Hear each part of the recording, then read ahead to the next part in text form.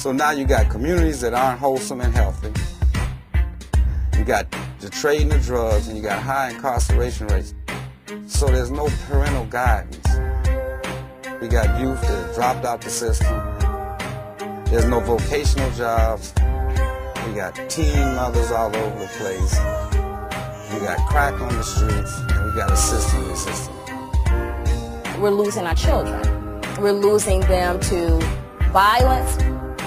We have to find a way, a mechanism by which we can take back our children.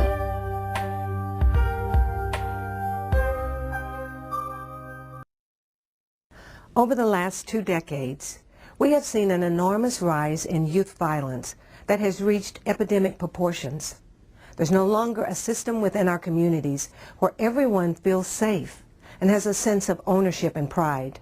Instead, our inner city neighborhoods have become a battleground for drugs and violence.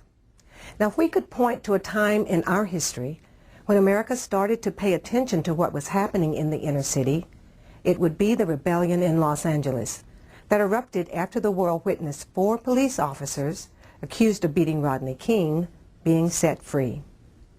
At that moment, America witnessed the pain and anguish of her African American children.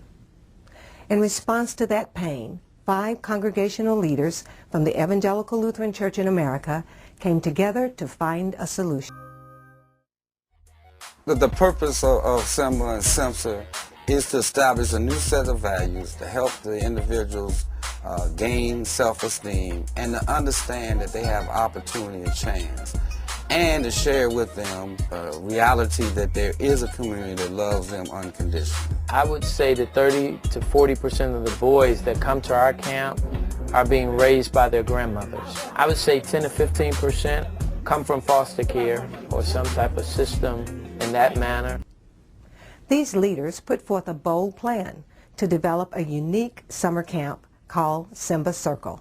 These camps, SEMBA for boys and SEMSA for the girls, are 1 to 2 week rites of passage camps, grounded in Afrocentric community principles and the gospel of Jesus Christ. They stand up and bring testimony and talk about some of the grief, some of the grieving, some of the anguish and fear that they have, and talk about it in the midst of the village, in front of a fire, and they toss a wooden ritual in as if they're casting their pain away.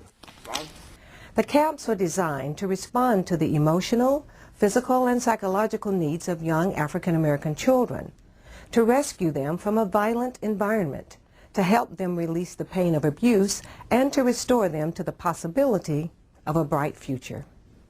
Today, the SEMBA Circle camps are an independent 501c3 entity. Their single mission is to heal the wounds of the past, to guide young African Americans toward the possibilities that life has to offer.